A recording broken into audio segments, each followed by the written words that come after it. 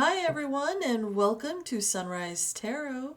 My name is Leah, and today I wanted to do something a little bit unusual with you. I wanted to share with you a chapter out of a book that I am currently reading, and it's called Reality Transurfing. Someone recommended it to me, and so I thought I would check it out. The author is Vadim Zealand. Zealand. If you are interested in checking it out for yourself. And the chapter that I will be reading, it's called Release. And it starts, well, in my book, it starts on page 462. The will to have is created by the free energy of intention. Two things get in the way of allowing yourself to have.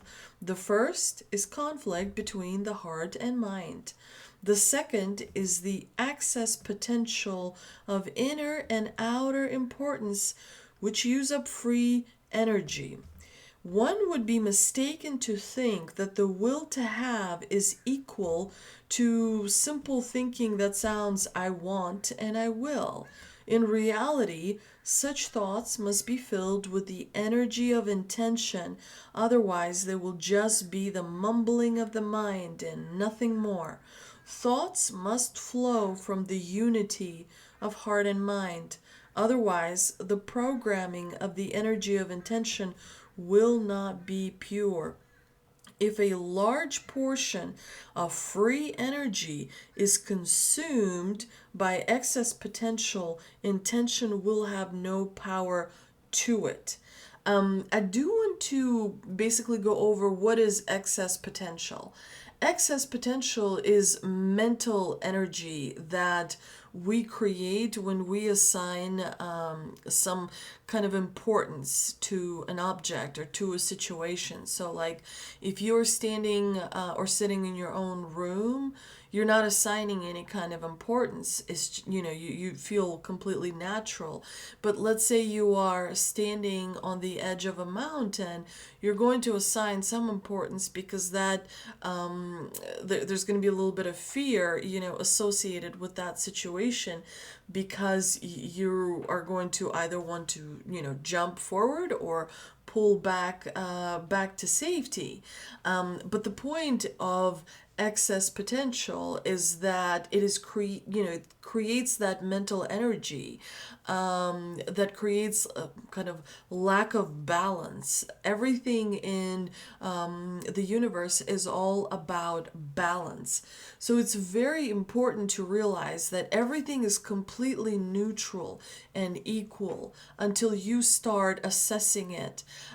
Because when you assess it, then you start kind of assigning, importance. If it is an object of worship, if it is someone, like, I don't know, that you admire, whatever, you start to assign much better qualities than the person has, or that the object has. It's like trying to idealize a situation. A lot of times people idealize the past, so that they make it much better than it was. If it is something you don't like, you make it way worse than it really is in actuality. And so again, you're working with mental energy, and so you have to be aware of the excess potential, because it's really important. The difficulties we experience in acquiring will the difficulties we experience in acquiring will are similar to the reservations a person feels when they sit at the handlebars of bicycle without stabilizers for the very first time. The person knows that it is possible in principle to ride a bike, but they also know that they will not manage it on their first attempt. They doubt their abilities and yet are filled with the desire to learn. The person tries to control the learning process but does not understand what to do. Three types of excess potential are immediately created: doubt, desire, and control. So that's, again, it's the assigning of the importance, right? You're doing something for the very first time, you're not really sure about it. What are you experiencing when you kind of verbalize what you're experiencing, when you assign the actual word like doubt, like control, like desire? Then you're kind of pinging those things, you're pinging your own feelings. And so now you understand, that all these three things are going to drain your energy. The mind tries to keep balance this way, and but the bicycle keeps falling over because there is not enough unity of heart and mind or free energy. Then there comes a point at which the mind gives some slack on control, and the unity of heart and mind appears that it is so essential to maintaining balance. As a result, you can suddenly do it, although the mind has no idea how.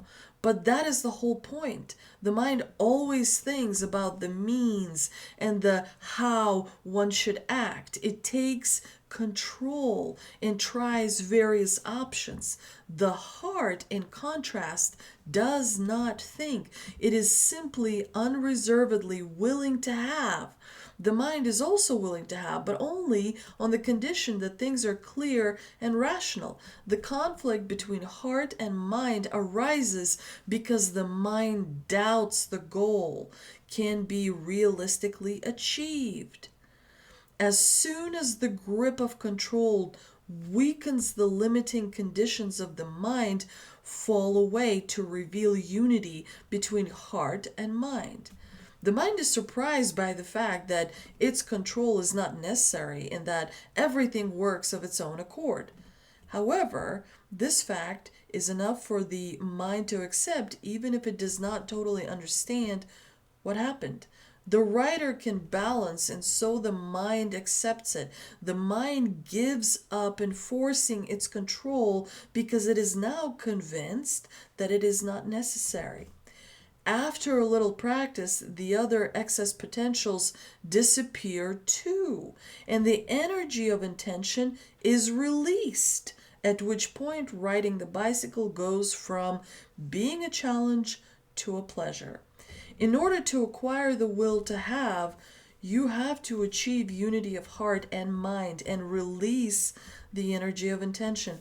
Unity of heart and mind is achieved when you are on the path to your goal through the right door. It remains only to determine your innermost aspirations and set out on the path.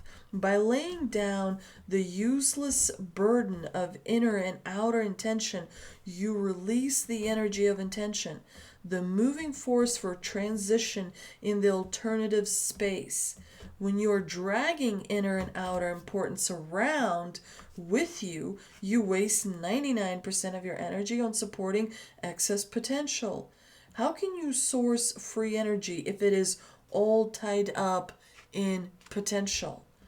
In order to drop importance, you need to take action consciously. You need to be aware of what you are attributing excess meaning to and the consequences of doing so. Unfortunately, our attempts to consciously abandon importance on an intellectual level are not always successful. The answer then is to take action because the power behind excess potential dissipates in the process of doing. The action you take can be turning the target slide round in your mind, visualizing the process, and calmly placing one foot in front of the other in the direction of your goal. How not to be afraid? Get a safety net. The hardest excess potential to overcome is obviously fear. You cannot force yourself to be unafraid. If something that has excessively important meaning in your life is threatened, something that you cannot let go of, such as your life, career, home, the only way to stop fueling the potential is to find cover, a plan B or alternative route. How not to worry or get anxious. Act. The potential of anxiety and panic is dispersed through action. Idle worrying will continue to plague you until you take proactive action. The type of activity you turn to does not necessarily have to be related to the cause of your stress. As long as you do something, your anxiety will be reduced. How not to desire. Accept the possibility of defeat and act. It is just as difficult to eradicate the potential of desire as the potential of fear, because letting go totally of your desire to reach your goals is almost impossible. However, if you accept the possibility of defeat beforehand and find alternative routes, the potential of desire will at least become more balanced. Desire can always be transformed into action. Desire is what comes before intention. When desire is translated into the determination to act, the energy channeled into the potential disperses. The energy of desire then goes towards shaping your intention. How not to wait? Act. The potential of waiting is dispersed through action by definition. Dissolve desire and expectation in action.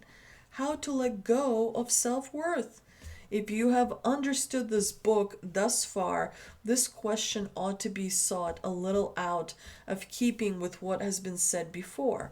Of course, transurfing encourages you to stand up and accept your worth as an axiom rather than resigning yourself to feelings of personal worthlessness. The difficulty with this is that the mind only senses its worth when other people treat you accordingly. Taking this into consideration, the secret to increasing your standing is as simple as it is effectual. All it requires is for you to abandon the tendency to take action aimed at increasing your sense of self-worth. Examine your behavior. How do you respond when you feel the need to protect your sense of self-worth? Whatever your knee-jerk reaction is, be it demanding attention and respect, feeling you have to prove that you are right, taking offense, being defensive, justifying your actions, getting drawn into a conflict, acting superior and arrogant, insisting on being the leader, belittling someone else, pointing out their shortcomings, showing off your own strengths, whatever it is, other people will subconsciously pick up on it. If you do not automatically rush to protect your sense of self-esteem, it suggests that you have a healthy sense of your own worth. People will start to treat you differently. When the mind sees that it is being treated with more respect, it starts to acknowledge its own worth. When you start to release your own value, other people around you will see it too, without exception. By letting go, you receive the very thing you gave up. How to not get irritated so easily. Play the pendulum's game and break the rules. This is the only way to ditch the habit of reacting negatively to unpleasant information. You already know how this is done. You just have to remember quickly enough that it is just a game, and then humorously break the rules by reacting inadequately. When you hear a piece of good news, rather than reacting limply, respond happily with overt enthusiasm so that you radiate energy at the vibration of the wave of good fortune. Pendulums will cause you problems to make you lose your sense of inner balance and generate negative energy. By reacting in an inadequate manner, you disturb the pendulum's rhythm, leaving it with nothing. Have a go at playing the game in this way. It is quite entertaining. How to get over feeling guilty. Stop trying to justify yourself. As I have already said, only you keep yourself in the courtroom to be judged. You are the one playing all the roles of prosecutor, lawyer, defendant. And of course, the manipulators exploit that. Leave the courthouse. No one can detain you. Those who gather to listen will sit there for a while and then go their own way once they realize there is no defendant. With time, your case will be closed. This is the only way you can get rid of your guilty feelings. How to deal with resentment and indignation. You will not experience these feelings of anger if you rid yourself of guilt and acknowledge your worth. End the battle and go with the flow. You might sometimes find that you're quietly going with the flow when someone grabs hold of you and starts to pull you against the current. What should you do? People who have a skill are generally capable of finding solutions to their problems, and then there are people who only know how to find problems. They seek out problems and then triumphantly present them as if they were some huge achievement. They seem to genuinely believe that others are obliged to offer a solution in response. If you start trying to find the solution for them, you will soon be surrounded by an entire crowd of idle rags. Some will criticize and the others will find new problems. Give advice or take charge and make demands. However hard you try to go with the flow, there will be others to make it more difficult. Naturally, this evokes resentment and indignation. What should you do if you're not able to deal with the resentment and indignation you feel? Simply allow yourself not to be able to deal with it. Giving excess meaning to the need to keep importance Giving excess meaning to the need to keep importance to a minimum will only make things worse. And what do you do for work? For some boss man, if you do, you will inevitably regularly experience feelings of resentment and indignation. Move on to the path that leads towards your goal. And then with time, when you do work, you will work only for yourself.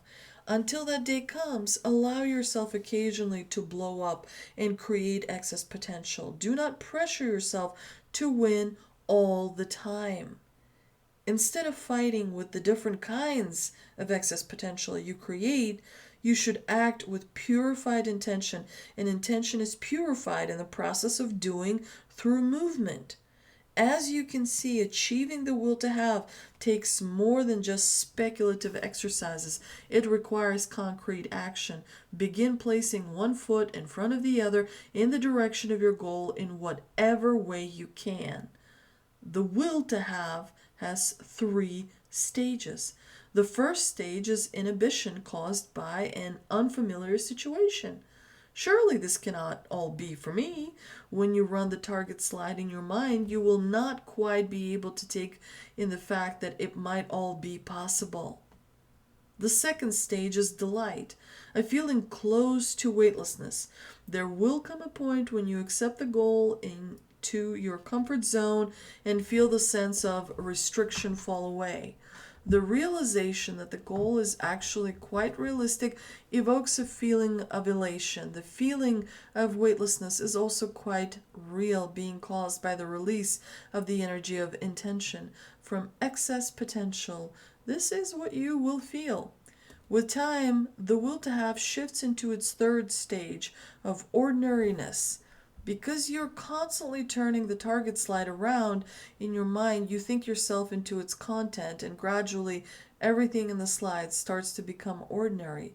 The slide is based on the film roll of importance. All the time that you desire, doubt, and puzzle over the means, the will to have is standing on a shaky foundation. As soon as importance dissolves, the will to have gains power. At the same time, it is important not to let go of the will to act, i.e., the intention to place one foot in front of the other in the direction of your goal. If you've moved through all three stages of the will to have, you're undoubtedly on the right road. And finally, how not to give way under the weight of your problems. There's always something that will get us down to one degree or another. It is extremely difficult to just up and let go of all the importance, but there is one very interesting and powerful method in transurfing that can help, which is coordinating intention. I hope you enjoyed that chapter. Do let me know what you think about transurfing reality and just working with energy. What do you think about that? Is it something that you try to practice? Do you pay attention to how much importance you assign a situation? Do you pay attention to how much importance you assign a connection? But most of all, how much importance you assign to the outcome of something, right? It's important to not react too strongly. And it's also important to monitor excess potential. Although sometimes you can't help, but to have a strong reaction or, a bit of an excess potential. It's I think it's important to remember that we're all humans and, we continue to learn to work with energy, which I think is a very important thing to do.